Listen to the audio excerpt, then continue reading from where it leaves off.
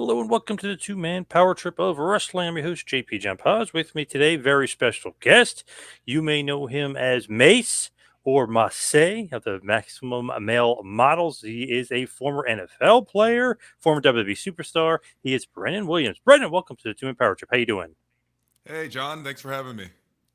What is going on in your world? I feel like you've been super busy lately. I am very fortunate to be very busy. We've been all over the country. We're going to be all over the world. We've got a trip to Poland coming up at the beginning of February. A lot of good stuff coming up. Very fortunate. Well, I've never been to the motherland of Poland, so Yeah, I saw your interesting. name and I figured you might have a little bit of you might be a little inclined to that. Yes, yes, that perked my ears up. Like, oh, Poland. Damn, you're going to Poland. That's awesome. Yeah, we're Nice. going to Poland. I didn't even know they had wrestling in Poland. Yeah, me neither. That's not something that I thought was very common. Interesting. I love that. Man, you guys are kind of, I don't know, more popular than ever, I would say. I mean, you guys are everywhere. It's crazy. I was just saying earlier today. It feels like I've already wrestled more this year than I did last year. It's uh, it's been a lot of traveling. It's been a lot of actually being in ring. More time in the ring, absolutely for sure. What's it like getting back out there and kind of, doing the independent thing? It's so much fun.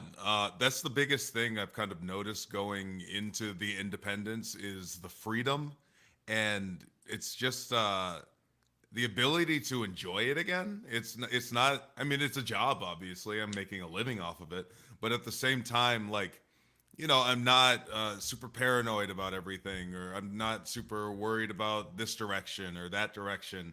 It's very freeing in being able to uh, work however I want to work, and then making something out of it. So.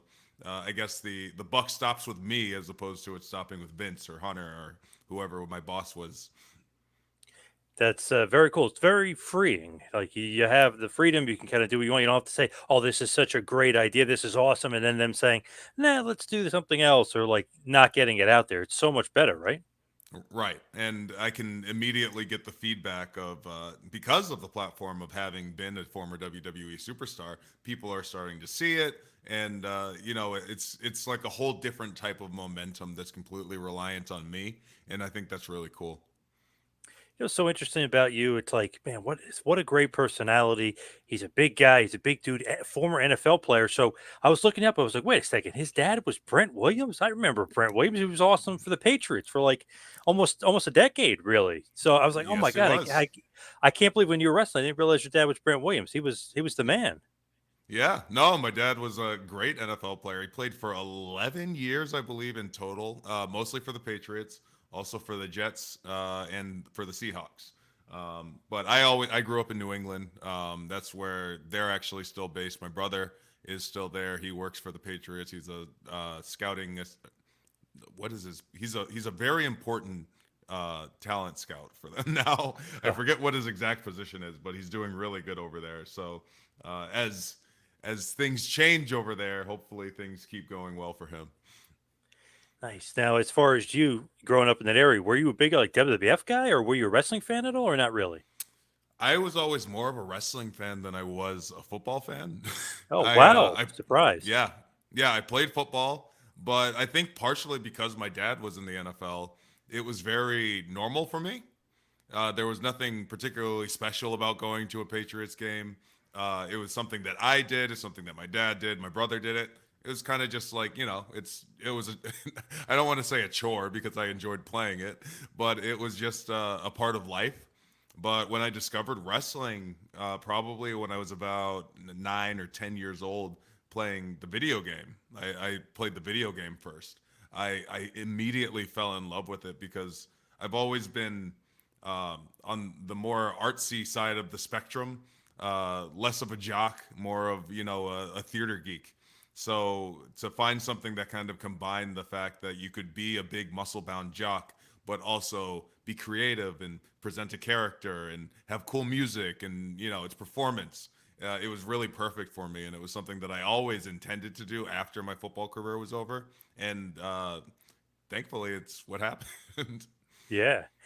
Interesting though, with the football that you like kind of gravitated to wrestling more. Was it almost too much football because your dad was in the NFL and then you were playing? Was it almost? just too much pressure on you to be a football player, even though you did It play? it wasn't pressure. It's just it's. I think it was just overexposure. And I didn't. I like watching myself play football. I don't really care about watching other people play football. I like watching everybody wrestle. I really like watching my. No, that's the opposite. I actually hate watching myself wrestle, but I like watching everybody else wrestle. When you're, a fan and you get into the video games, what was like the video game, or who was like the wrestlers that really caught your eye? Well, the first game I played was SmackDown versus. No, it wasn't SmackDown versus Raw. It was Here Comes the Pain. The one with Brock Lesnar on the cover. I got it for the PlayStation 2. I was immediately drawn to Kane. I thought Kane was so cool, and I wanted to be the Black Kane for my entire life. And I thought for a second that when I was in Retribution and they threw a mask on me, I was like, yes, this is my moment to become the Black Kane. Unfortunately, everything around that was rancid, but Hmm. Yeah. I did get to, flex my Black Kane muscles for a little bit. Man, Kane of all people. I always thought that he was one of those guys that everyone kind of would want to aspire to be just for like career length. You know what I mean? Like cool Oh, yeah. character, big dude, but my God, he was in the WWE for forever. Always felt like that was a guy everybody should kind of aspire to be. Yeah. Well, when you think about him, you think of somebody who was in WWE for God knows how long. Very few major injuries that had him sidelined for a long time. Very consistent, able to play a lot of roles. In a way, I guess I was kind of Kane-like without without the world title runs and all that. But just whether it be Kane in the Authority, Kane without a mask, Kane with a mask, Kane in comedy, Kane is a scary monster heel. He's really able to do a lot of things, and I kind of pride myself on being able to do the same. When you are looking to get in the business, right? Before, obviously, you can't just automatically just appear in WWE. You did go for training with Booker T, right? Like before you decided to really kind of jump in. I did. I was afforded a tryout because I was a former football player. Oh, Because I was okay, in the awesome, NFL. nice. Yeah, I was in the NFL and kind of an outspoken wrestling fan. So I was contacted by someone within WWE before I had stopped playing football, and they kind of just, here's my number. Listen, if you ever want to try out when you're done, let us know. So I had that lined up after I was done playing football, and the first person I contacted was Booker T because when I was playing with the Houston Texans, I used to go to the reality of wrestling shows that he has there in Houston. So I was like, "Hey Booker, I have this tryout coming up in a couple of months. If you wouldn't mind, maybe train me so that I don't look like a complete goof when I get into the ring." And that's exactly what he did. I trained there for a couple of months, did my tryout. The tryout was successful, but at that point, you kind of had to wait. They weren't really in the immediate signing stage that they are right now. So I did a year with the reality of wrestling. I call that my illustrious independent run, but I only worked there. But yeah, that's how I broke in. When you're making the transition from football to wrestling, is that easy? I mean, there's a bunch of guys you could think of off the top of your head. Ernie Ladd, Bill Goldberg. There's a bunch of Vader. I mean, there's a bunch of guys that went from football to wrestling. But is it that easy of a transition? There's a lot of things that apply. I think I've always felt that if you are a good athlete and you're passionate about learning, the art of wrestling, it does come kind of naturally to you if that's what you're inclined to do. But at the same time, I'll always laugh. Booker never taught me how to roll because he assumed that I knew how to roll from football. So there was a lot of I was like, no, Booker, we don't roll in football. No, That's not a thing. no. um, Obviously, there are motions that you kind of have to learn, and I'm honestly relearning a lot of those motions right now. Now that I'm getting back into the ring every week, but yeah, I the biggest thing for me was I never wanted to be a dangerous football player because there's a lot of football players that become wrestlers and they're kind of known for being maybe more on the stiffer side, injuring people. And because I have such a respect for this business and I was always such a fan, and I understood that stigma about football players. I never really wanted to apply that to myself. So I was always very careful about not hurting people, and I continue, knock on wood, to not hurt people. Nice. With Booker, you think you got more respect because you're an ex NFLer? You know what I mean? Does that kind of like raise his eye? Like, oh my God, this guy was a pro athlete. Does that make him kind of like, oh, I'm definitely going to train this guy? He wants you on the I resume, so to speak. I think so. I think so. And because I had the WWE tryout laid out already, it was kind of like, oh yeah, no, I'm gonna be a part of this guy's story, and he absolutely was, and still is. I was just back at Reality of Wrestling last weekend for a very big show, the first show of the year, Slamuary, and I think those videos will start going up on YouTube in the next couple of weeks. But no, Booker was a great help to me, and he was very hands on, which I understand isn't necessarily the case at a lot of schools, where you know the name on the school isn't necessarily the one that's in the ring with you teaching you. Booker was always very much hands on with me. Can't get a better trainer than that, right? I mean, geez, It's a one of the fantastic all time trainer. best. Yeah, I. It's funny because he kind of assumed that he wouldn't have me for long. I got into matches pretty quickly, and I didn't know what I was doing. But he would call my matches for me. And when he called my matches for me, he just inserted his moves. So like he was calling matches and he was like, this is what I would do. So then I just ended up with like half of his moveset because those were it's just like, oh yeah, that's where oh yeah, hit him with the Harlem sidekick and then yeah, bookend. Yeah, yeah. It's funny how you get pedigree from your trainers. Man, that's a pretty good guy just to have on your resume too. It's like, hey, yeah, by the way, trained by Booker T. Not too shabby. Yeah, I was always very proud of that fact.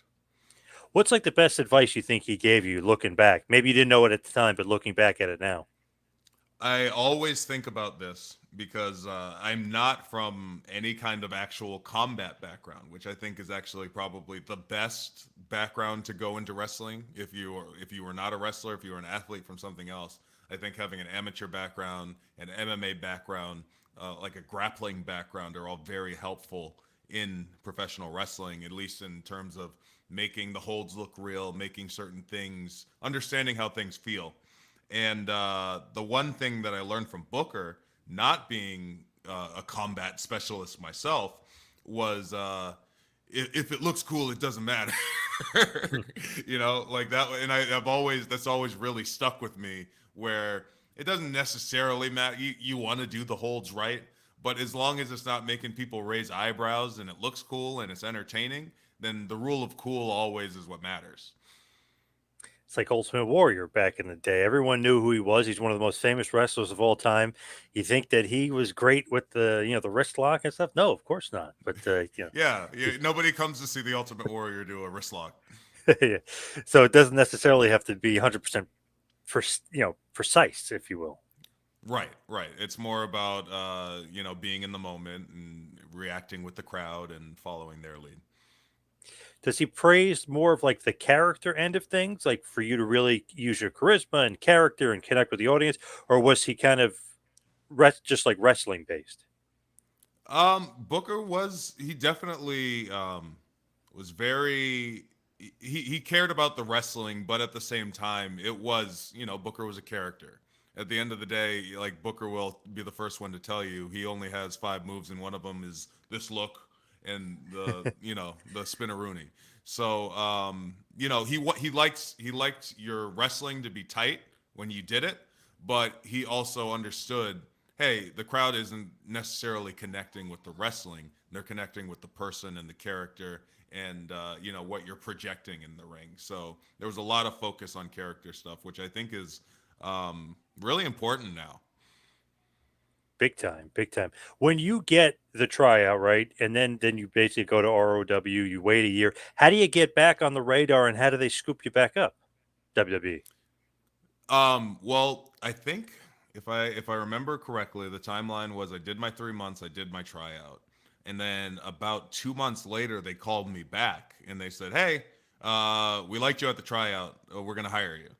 And then I was like, "Great, cool. When can I start?" And I said, well, we'll have a class start in 4 more months. So then it became like, okay, we'll wait. But then also we're trying to, not get hurt. So we're playing it a little safe. And eventually I did move from Houston to Orlando, where I started at the Performance Center. When they first bring you in, is it as a wrestler though, or is it going to be like a commentating role? Because I remember right for a brief period you were commentating down there. It was always as a wrestler. I had been wrestling at the Performance Center and doing the NXT house shows for about 3 or 4 years before commentary even happened. Oh wow, okay. Commentary, yeah, was a complete accident. I was actually doing demos with a friend of mine who was actually training in commentary, John LaQuasto. Check out his his comedy special on YouTube. He's great. But he was doing commentary, and as a friend, I was like, "Oh yeah, no, I'll give you somebody to bounce off of." One of those tapes got sent to Connecticut, and Paul Heyman, who became the lead showrunner of Raw at that time, said, "I want a complete facelift, new commentators, new stage, new everything, and I want him to be one of the guys." And I was like, "Okay, I guess." And it was a matter of I wasn't getting a lot of opportunities in ring in NXT at the time because the style of the NXT Black and Gold was very much the independent, 10-year vets, and I was not that. I was more. I was honestly more cut out for what NXT would become a couple years ago when they kind of went back to focusing on athletes and people like that. So when that opportunity came, I took it, and it was brief, and I learned a lot. But yeah, I'm glad that I ended up returning to the ring in some capacity. That was an interesting era of NXT because it wasn't the way NXT was kind of originally formed. It was going to be a lot of young guys learning the ropes, so it was definitely a different aspect. Do you kind of wish that it wasn't like that, just because you would have got more ring time, you would have got more crisp out there? Yeah, I mean, it's the story of my career has always been timing, and I can look back and say, okay, well, what if I came in and uh, when Baron Corbin was doing NXT, right? Like I'm more in line with a Baron Corbin in terms of a former pro football player. Yep. That or what if I started when NXT 2.0 was a thing, where it was very strictly characters and young athletes, and you can ask yourself those questions all the time. But who knows? Maybe I wouldn't have gotten, the strange opportunities I got are, I think, what got me to the main roster eventually anyway. So who knows? Maybe I, do NXT and flounder. So You never know. The thing with NXT, I feel like it never changes, is the name generator thing. Like, I don't know where the names come from. Like, how did you get the they name? got back to it, right? It's weird. Yeah. Like, well, how did you get your name? Is it literally like, hey, write down 5 names and we're gonna pick one out of a hat? Like, It was quite literally write down 10 first names, 10 last names, and then we'll decide which one you like. I got Dio Madden yep. um, at the time, and yeah, I just had Dio was one of the names on the list, and Madden was on one of the names on the list, almost as a joke, and that's the one they went with, completely at random. I don't know if that's how they're still doing it, but yeah, that was the name generator. I always think all the way back. I mean, this is obviously pre NXT even OVW, like Dolph Ziggler. They're just like throwing two Yeah, random names together. Roman Reigns, yeah, Seth Chet Rollins. Dergler. Yeah, it's always something like first name, last name. Yeah. Oh, yeah. I forget the girl that just debuted. It was like, oh, it's like Ren Sinclair. It was just like you Yeah, could tell yeah. it's just a name generator thing. It is strange. It's one of those things, where, right? You just have to get over this and just kind of plow forward. Everybody will remember the name, eventually. Yeah, I mean, at the end of the day, obviously you could be crippled by a really bad name. I think it would have always been an uphill battle for Slapjack to get over with that name. But my example is always LA Knight. People didn't like LA Knight as a name. They preferred him as Eli Drake. But after he was Max Dupri, they were sure happy to have LA Knight back. So the name doesn't matter as much as people think. Crazy. I will want to talk about that in just a second. But when you are Dio Madden, right? And you do commentary. Do you think it's a long-term thing, or do you think it's just a kind of a placeholder to somehow get you on the main roster as a wrestler? After my first show, the first Raw that we did, Michael Cole is waiting backstage at Gorilla, and he's giving us a standing. He's giving me, Vic, and Jerry the King Lawler a standing ovation, and says, "You guys are going to have this job for the next 10 years." So I thought that was it. I thought, okay, no, I guess I'm a commentator now, and I was happy to do it because I love wrestling and I love being around wrestling. But at the end of the day, that was never the plan, was to just be a commentator for the rest of my life. But now I have this skill set that I don't think a lot of people have, and I can always apply it. And I won't be able to take bumps forever, but I can talk a lot. Michael Cole, I mean, he knows his stuff. He's been there for what, 26 years or whatever it is. I mean, he knows stuff. How come he was wrong on that? Was it just a change in creative, a shift? Well, for me, it was when I looked down at Brock. They didn't realize that I was bigger than Brock, and Vince had the realization that I was bigger than Brock Lesnar, the Beast, and he was like, "Why is that a commentator?" So, Right. Yeah. plans change. That's the famous saying in WWE: "His card is always subject to change." My 10-year plan was definitely subject to change. That is true, though. Like, way too big to be a commentator, right? I mean, it just And it was actually hard doesn't to work. work around. Yeah, it was hard to work around because being so tall, and they're so particular about their camera shots, and they're really big on, like, oh, we want to go on camera and have everybody be at the same level. And Vic Joseph, who's in NXT right now, is also pretty tall, not as tall as me. And Jerry Lawler is not nearly as tall as me. So we had this weird setup where I'm in a split, Vic is standing normal, and Jerry's on a box. Like, it's we're all trying to, like, we're working really hard to just get all of our faces in a row on these camera shots.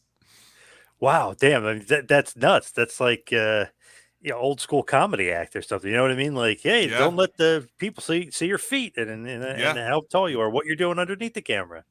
TV magic. Yeah, well, like, or when those people used to wear like shorts or whatever, and they got a suit up top. It's like, don't Suit up show. top and shorts Yeah. on the bottom. Wow, that's crazy. But the thing is, too, it's like, okay, Lesnar beats you up, right, and kind of like takes you off. I thought that was going to lead to something with Lesnar, but it never happened. I did too. Yeah. No, I don't fully understand what the thought process was. I think it was brought up as a pitch because a lot of things are brought up as a pitch. And from what I understand, Vince felt like it would be confusing because I wasn't an established NXT talent. So he thought it would be too confusing for the fans to reintroduce me as a wrestler, whatever that means. So unfortunate, like I could have gotten beat up by Brock Lesnar in 5 minutes, but it would have made my career in that way. So who knows? Weird. Just to me, it seems like simple creative. You're bigger than him. You were a wrestler. You were an NFL football player. He beat you up. You kind of want revenge, and then you guys have a match, and then whatever happens. You know what I mean? It just seems Yeah, simple to me. it's very simple, and I think it could have it would have been very easy to do. Unfortunately, that's just not what they wanted to do at the time. Now you mentioned the Black Cane. You mentioned the Mace, Retribution. What do you think went wrong with Retribution? At first, it was like mysterious. What's going on here? What do you think went awry? Looking back, I think we had a lot of very cool moments as Retribution. As much as it's easy to look down on that time. I think Retribution was one of the hotter acts during that pandemic era because Roman wasn't there. We had a very awesome segment with the late Bray Wyatt and Alexa Bliss. We had the moment with the Hurt Business, which I really feel like made the Hurt Business when they brawled with all of the guys in the masks. And we had all of these very cool moments, but there was no direction for the Retribution thing. And at the same time, because we're in the Thunderdome, because there is no crowd and there is no crowd to base our, you know, there's nothing to listen for. We don't know how people are supposed to feel about us because we don't know how the crowd's reacting. They're pressing a button to make us. They're just booing or cheer. There's no real human interaction. So we don't even know like what a retribution looks like if it was in front of a crowd because it never got to it. When that happens, right? Isn't it almost like, man, you need the crowd there to kind of see how this heel faction is going? Is We it like a weird? absolutely do. Is it like a weird debut? Almost like, yeah, shouldn't we wait, or you can't wait? It's well, we couldn't wait because I don't think the entire Retribution run was almost 6 months, close to a year, and that was all in the Thunderdome. We were in between the Performance Center Thunderdome and the Orlando Thunderdome and the Tampa Thunderdome. That was that period of TV. It was just that was how it was.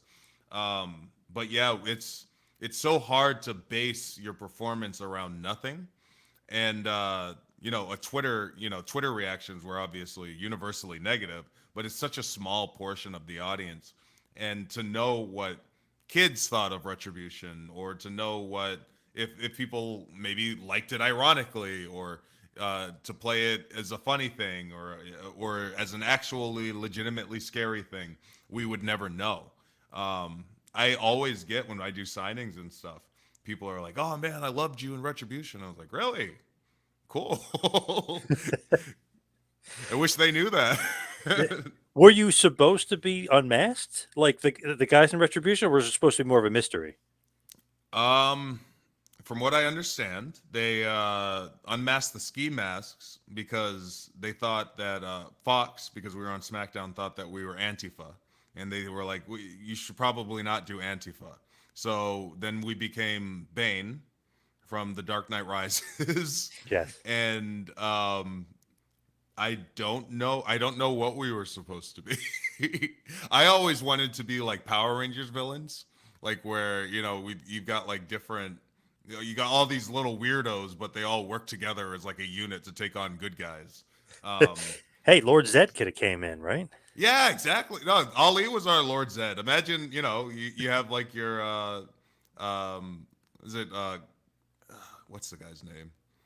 The guy in the Goldar or gold. Yeah, Goldar? Goldar, Yeah, Goldar, yeah. Goldar. Yeah. You have your Goldar, that's me, and then you have your putties, that's Slapjack. So you really have you have a Saturday morning cartoon formula there that I think could have worked. And you had a Rita Repulsa, right? I mean, you had that Yes, too. we did. We did. We literally did. The thing Reckoning is, Repulsa.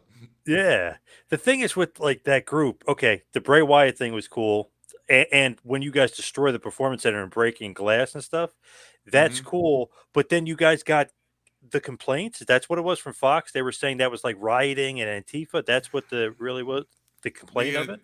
the initial thing, the breaking stuff, the actual stuff that was basically just simulating rioting. Yeah, that was the initial complaint, which caused them to pivot. And the more they pivot, the less they kind of the more they lose their direction. And without your direction, then you really go nowhere. And if you're not going somewhere and winning matches, then you're basically dead in the water. Did they tell you the end game of what it was supposed to be originally for the group? No. Oh, Nobody knows. Especially with Vince ideas, like some of that stuff is just gonna go down with him. is he just like all over the place? Is he something? But he's just going to literally take the piece of paper and rip it up and throw it away, like you hear the stories. Is he just Absolutely. changing his mind just like that? Yes, 100%. His plans change, his mind changes. He's feeling one way about something one week, and another way another week. He's like like a natural disaster. You're just trying to work around him. Isn't that too unpredictable though? Like you're getting used to something and then that happens. It's very unpredictable, but at the same time, like, man, you think about the history of WWE, you think about the history of this business. How many of these great things that you remember, like looking at your wall behind you, Yep. that's all Vince. Like he Yep. missed plenty, but he hit a lot. And when he hit, like there's nobody that hits like Vince McMahon when he's hitting. So, yeah, Yeah, him and that Hogan guy hit a couple home runs together yeah, for hit sure. a couple home runs together for sure. Was Ali always supposed to be the leader of Retribution? No, they didn't know. They didn't know who they wanted to be the leader of Retribution. We saw Ali get told that he was going to be the leader of Retribution, and me and Dijak looked at each other and we were like, "All right, This is going to determine the rest of our careers. If he looks at us and he goes, then we're screwed. But if he comes at us and he's like, all right, how are we going to do this? That's what he did. So that's how we approached it.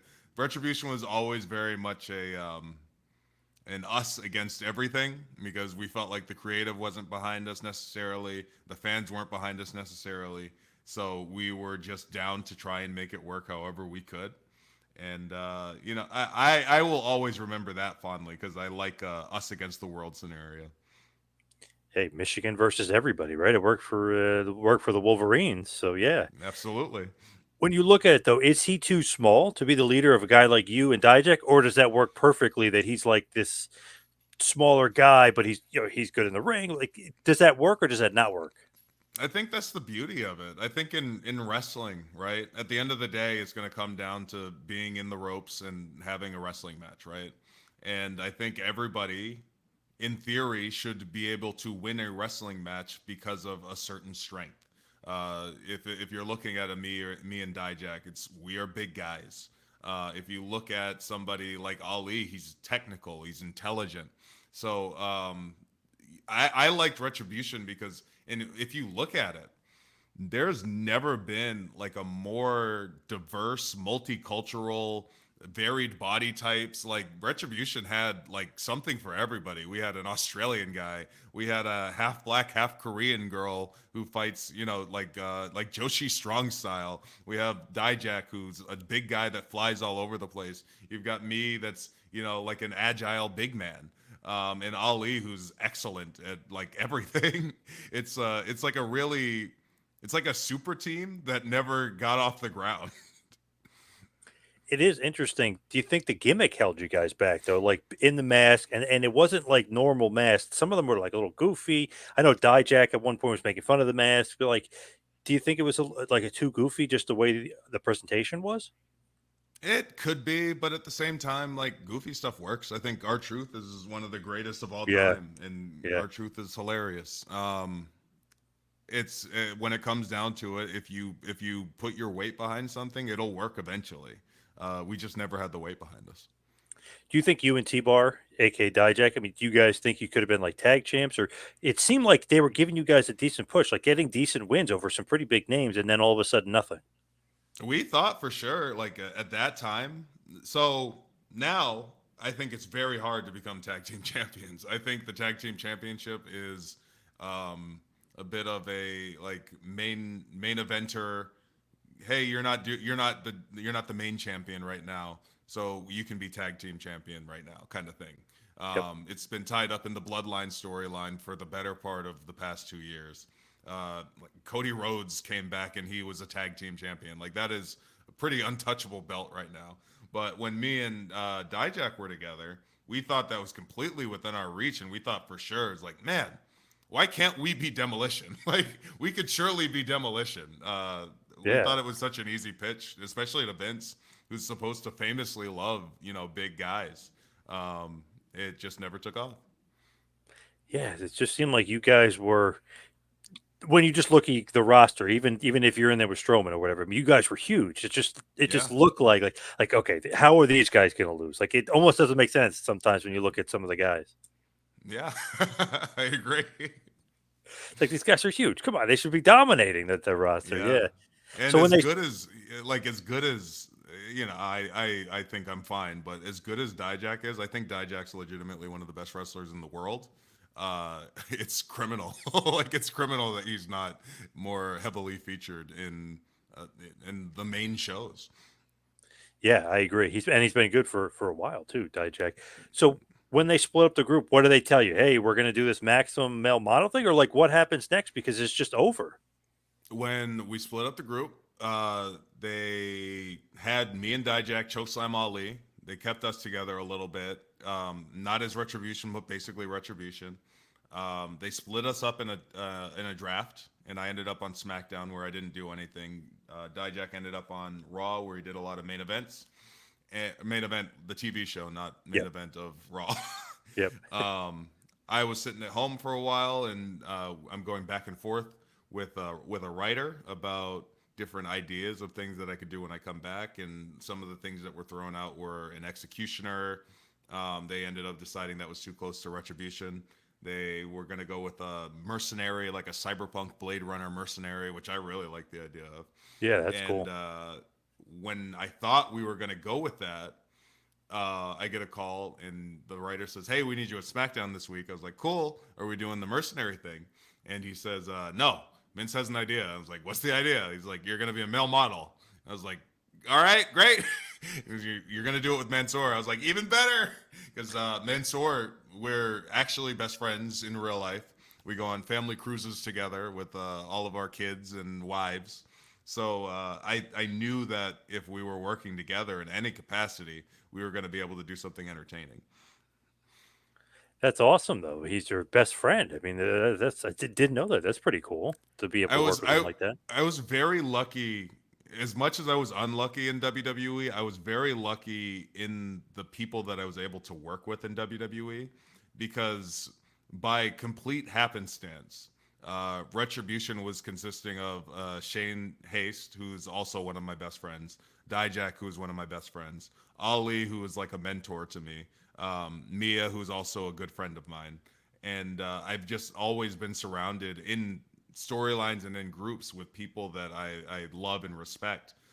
Even when we were feuding with people, we feuded in Retribution. We feuded with Ricochet, who I'm great friends with.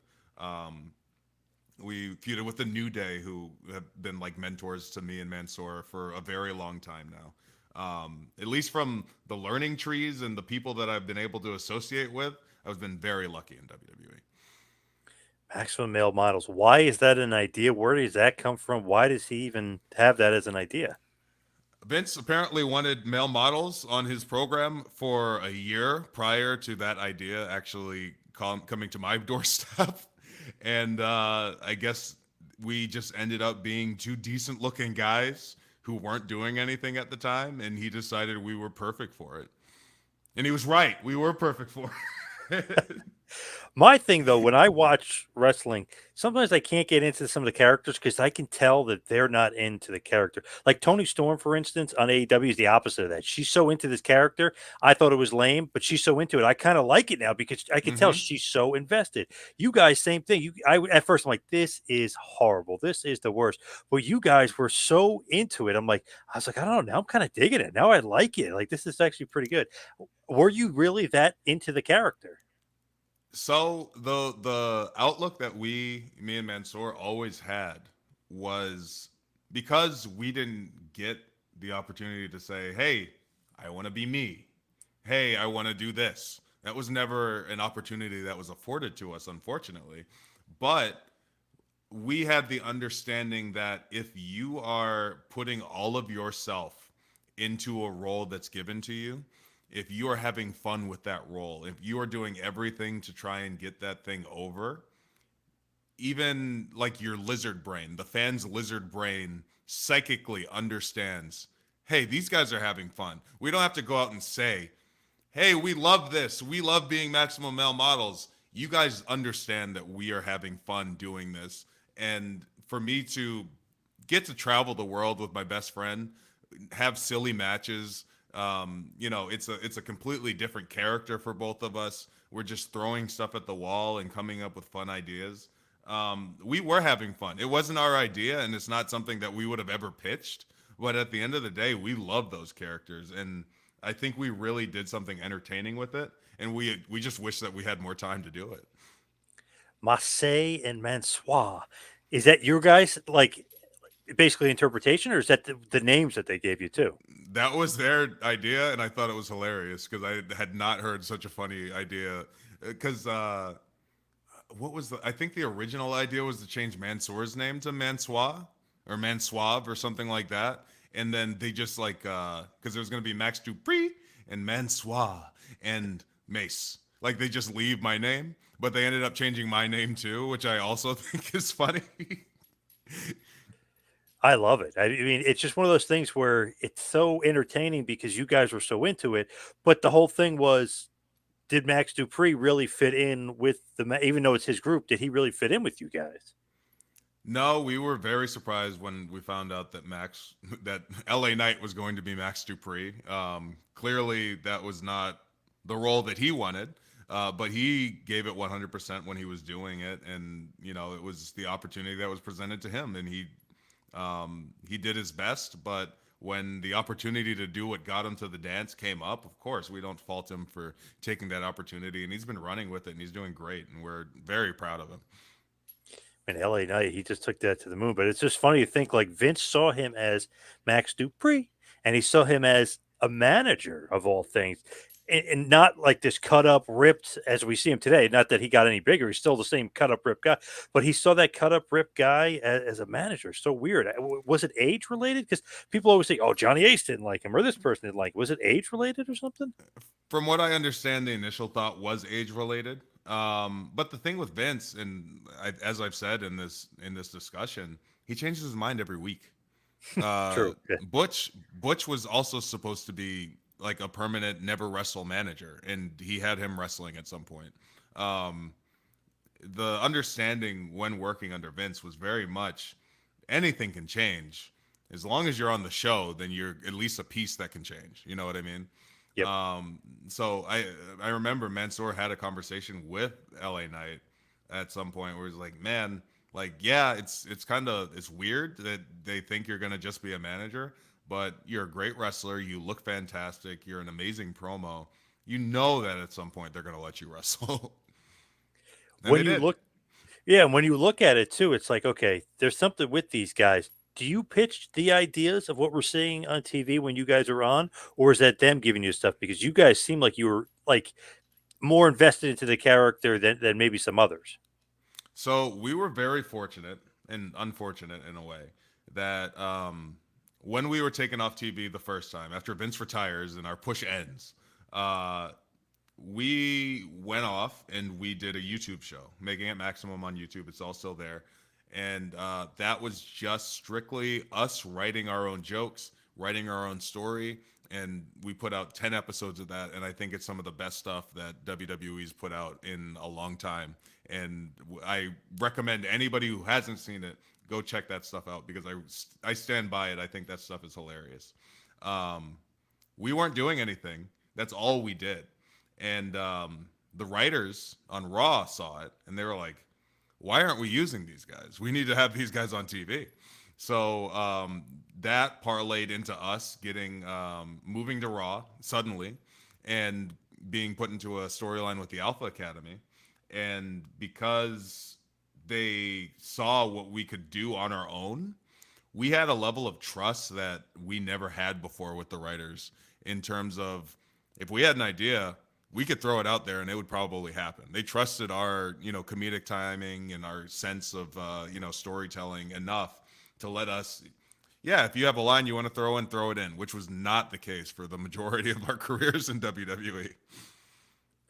Now, I always talk to Kevin Sullivan, who booked WCW back in the day. And I used to ask him, like, all right, like, let's say you're dealing with Raven or you're dealing with Scott Hall. He's like, no, they kind of tell me, it was a different scenario as far as no writers, but he would say they would tell me, like, what their character would do and how they would do it. And it would be like a collaboration. And then they would agree, to whatever they were going to work on. Was that basically what it is? It's like, okay, we trust these guys so much. We're going to kind of go with where they want to go, but we're going to put our little spin on it. Yeah, we didn't decide the stories, obviously, but when it came to like the beats and how we get to the stories, they were very receptive to anything we came up with. And I think in an ideal world, that's the perfect way to do it. Just because at the end of the day, when it was Vince or even when it's Hunter, they're a certain type of guy, right?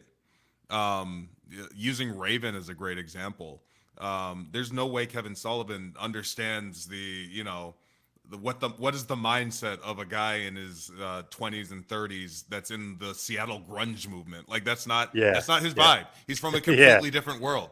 Yeah. And wrestling is a variety show that takes all types. And I think it really should be collaborative if you have trust in the characters that you've established. That hey, let the guys who watch Zoolander a bunch figure out what they're going to do with these model segments, kind of thing, and we'll work around what they want to do because that'll help them um, look like they're having more fun doing it. Did you ever think like, okay, this is stupid? Like, come on, like I don't want to do this, or not at all? Yeah, but everything has been stupid forever for me. There was never a time that I didn't do something that I thought was that I didn't think was already stupid. So, um, I thrive in stupid. Hmm. When you look at um, Maxine Dupri when she comes in, I feel like obviously Max Dupri was almost like round peg, square hole, or whatever you want to call that old expression. But I feel like he didn't kind of fit. She fit, right? I mean, it just felt like Maxine did fit with the group. She was perfect. I think at the time they were planning on phasing out Max, and like I think, and LA Knight would probably tell you this himself. I think they were going to fire him. They were going to replace him with Maxine, who we actually thought, because they didn't tell us that who they were replacing him with. We thought they were just going to put Max in a dress, and that was going to be Maxine. But no, the original plan I think was to phase out Max, take him off TV, and Maxine would step into that role of our manager. And she was brand new.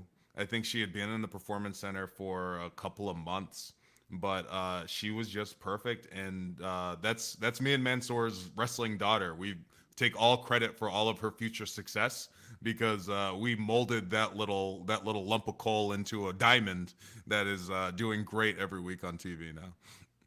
And she's one of those performers too. If you're obviously a man watching the show or whatever, you see that you're like, I'm going to keep this on for a minute. Let's see what Yeah, let's see what she's up to. Yeah, exactly. and what I think was really good about it, especially with our act, was because we were these effeminate weirdos. For us to be flanked by this beautiful woman, all of a sudden that's like a different level of heat of like, why is she with them? Why Yeah, isn't she with me? I'm a man's man. exactly. Yeah. It kind of does make perfect sense. It's like, wait, this girl is so good. Like, why is she with these guys? These guys are Why is she nuts. with these guys? Yeah. I love it though. Like just as far as like the combination, just sometimes with wrestling, it doesn't really have to be like perfect. You know what I mean? It could be stupid, silly, crazy, and it could be something that works out and be superly entertaining. And I think that's the biggest thing, and what a lot of people need to realize, people who aren't necessarily keeping track of everything that happens in wrestling. We go to small towns for house shows, right? And you go to these small towns and they're expecting Undertaker and John Cena to come out for this house show in 2024. So they don't know who the people on the show are. They don't watch Raw from week to week. They heard wrestling's in town, so they're going to see wrestling. And if you aren't a very obvious character when you step out of that curtain on a house show, it's they don't know who you are. And it's way more work to try and get, if you're a baby face, to get somebody behind you if they don't know who you are, or if you're a heel, to get everybody to hate you if they don't know who you are. But with the models, we would just go out and everybody instantly, whether they knew us or they didn't know us, they saw us and they were like, we don't like those guys. And that was so much easier to manipulate a crowd and tell a story. And we had the time of our lives. We had great matches with guys like the New Day, Alpha Academy. We wrestled Hit Row a bunch, where it was just so easy. We didn't have to work very hard because the characters had everybody so invested from jump. We started every match with a promo. We started every match with we're gonna pose for 5 minutes and you're gonna watch it, and it was nuclear heat every time. Like, it's so simple when you want it to be. I love that. Did you guys pull from anybody like Rick the Model Martel or anybody? Were you guys pulling from any old talent? And as Oh, far as the character, all the great models, all the Rick Martel, Tyler Breeze. I We had a show in France where I did the French tickler from Rene Dupree. The yes, dance. I yep, did oh that yeah. dance. We all those guys. I'm actually a really big, from my video game days. I was a really big Gold Dust fan. So to kind of Oh, be an effeminate character, yep. I got a lot from him too, because he's also a weirdly big guy playing like a strange effeminate role. So that was kind of a good inspiration for me. Yeah, 6'6", huge athletic guy playing this crazy Yeah, character. Exactly. Yeah. yeah, When you look at it too, it's like, okay, you have Maxine, you have you guys. It should be good to go, but then the Alpha Academy thing happens, and she kind of goes with them. Was that a surprise? Because that just seemed kind of odd, like out of nowhere.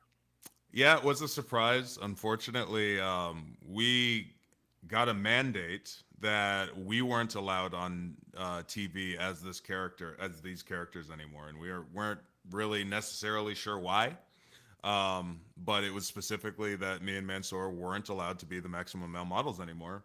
So we're kind of left back at home. Maxine, obviously, she's doing great, and she was doing great. So they were like, why would we take her off? So they just kind of quietly shifted her over to Alpha Academy, and she's been there ever since. But it kind of left us going back to the drawing board, and then we had to go back to pitching stuff because we wanted to stick together because we thought we were working well. We thought our chemistry was really good together. But when releases times come, we were two guys that weren't doing anything when I think they needed to free up some salary cap to steal from pro football or basketball, and yeah, that was the end for us. Was the mandate because of the Pretty Deadly gimmick? Because they're doing a similar gimmick on the other brand. Is that a reason or no? I don't know that that was why.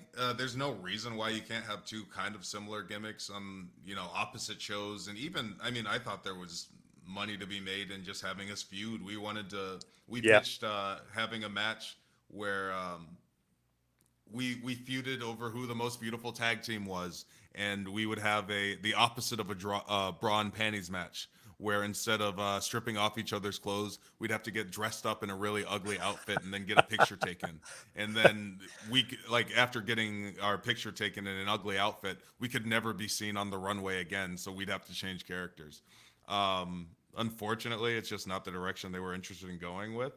But we're kind of in a position now where we can reinvent ourselves however we want with the freedom of the independents, and kind of shine ourselves up to kind of be something that other people, we want to be the belle at the ball. We don't want to be the one that's like, hey, please, can we have a job? We want them to be like, no, please come work for us. That's what we're Right. looking forward to. Man, that idea is awesome. To get dressed basically and like ruin your career because you're dressed like a schmuck. We had a lot of really good ideas that were left on the cutting room floor. Unfortunately, that we might save them for ourselves down the line somehow. Just give me one more like funny idea just from that, like something in that vein where where you think of an awesome storyline like that. Well, another pitch that we had was because we weren't allowed to be models anymore, and understanding that we were kind of two characters that have kind of been all over the place in terms of like characterization. We wanted to pitch that we would run a like pyramid scheme. We wanted to be like a Scientology cult where it's like a self-help group, and I'm the muscle, Mansoor's the fast-talking like snake oil salesman, and we pitched that we would have these commercials that would air during commercial break, like at the tail end of the commercial break, that wouldn't even look like wrestling promos. And then eventually it's kind of it was called The Answer. So it would be just like, do you want to maximize your life? Find the answer, buy this book, call this number or whatever. And then eventually introduce these wrestling characters and establish the Miz, who wasn't doing anything at the time, as our Tom Cruise figure, where we've got him jumping on couches and he's all of a sudden starting to succeed because he's found the answer. But yeah, they liked that idea a lot, but I don't think we just never got to it. Man, that would have been awesome too. Damn, this clothes idea and that are two awesome ideas. Yeah, we're as lifelong wrestling fans, like we have ideas for days. Like we were willing to try and make anything work. Man, that's great. But as we hit the wind down here, we'll head towards the finish. What is next? What do you got coming up? What's coming down the pike? What's some plans and some goals for you? Well, plans for this year are just to get back in the ring and start wrestling, showing people what I'm capable of doing, what we're capable of doing as a team, because it's just not something that I think a lot of people have seen. Uh, Most of our wrestling has been on house shows in the past couple of years. So to be able to get out there and, show our stuff, show, our character and show the stuff we can do, we're very excited for that. In the immediate, um, we've got a big show at DPW in Raleigh, North Carolina this Saturday. That's our return to the ring as a tag team. We've actually been doing single stuff since the year started, so we're very excited for that. And then next week we're going to be at Effie's Big Gay Brunch in Tampa at the Rumble. This The week after this one, so we've got a lot of stuff coming up. We're going to Poland, like I said. We're going to be all over the world, and we're just looking forward to the future. What else do you guys do together? Do you guys stream and stuff together? Because you guys do team up together on some other projects.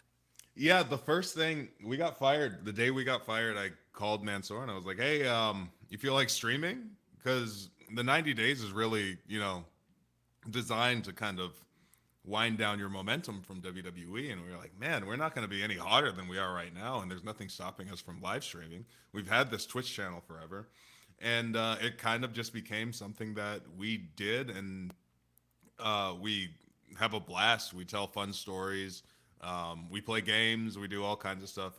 One of our better streams is TEW, which is a booking simulator, where we travel back in time to the year 2006, and we rebook WCW, ECW, TNA, and WWE. Did I say WWE? Nope. With our friends. So it's me, Mansoor, Dijak, and Damo, and we all book different shows.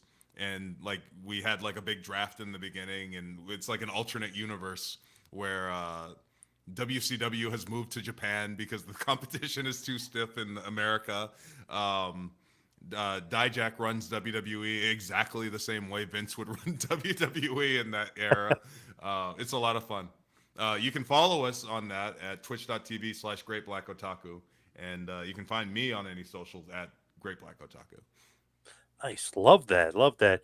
Now, just as far as anywhere else you want to work coming up, like, is there goals or ideas of like, I want to hit here, hit there, like check things off the old bucket list? I think the biggest thing is places for us. We want to wrestle, in Mexico. We want to wrestle in Japan. Obviously, we'd love to end up in a big company again. But at the end of the day, with this freedom and this, getting the creative juices flowing and the environment of the independents right now, we're really not in a hurry to go anywhere in particular. It's kind of wanderlust right now. Nice. Love that. But good luck to you guys. You guys seem like you're gonna be everywhere. You're dominating and you're doing really good. It's good to see like the XWB guys not be upset or sad about the release, but like thriving from it because they got their creative juices flowing. They actually could do better without it. Yeah, I think that's the goal. Is at the end of the day, no matter how my time in WWE went, they paid me a lot, and I learned a lot, and I can't really hold too much against them for anything else. So it's kind of just onwards and upwards from here. All right. Awesome stuff. Mase, Mace, Mase. Thank you so much for all the time. Really appreciate it. Thank you for having me, John.